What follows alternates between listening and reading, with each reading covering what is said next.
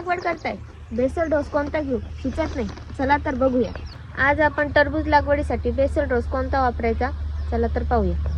यारामीला complex एकरी 1 bag. हे खत पोटॅशियम सल्फेटवर आधारित आहे, त्यामुळे पिकाला कोणत्याही अवस्थेत लागू होते. कॉम्प्लेक्स मध्ये मॅग्नेशियम व सल्फर ही दुय्यम अन्नद्रव्य आहे. यारामीला कॉम्प्लेक्स मध्ये 12, 11, 18 याची NPK अशी रचना आहे.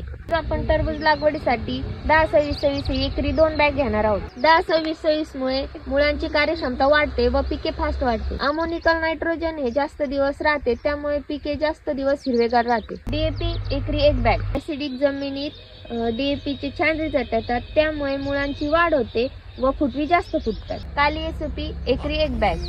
काली SP मध्ये ऑर्गॅनिक पोटॅश असल्यामुळे फळांची वाढी मोठ्या प्रमाणात होते. हुमिक ऍसिड हे मुळांची वाढ होण्यासाठी मदत करते व NPK हे अपटेक होण्यासाठी मदत करते. बेनसल्फ एकरी 25 किलो.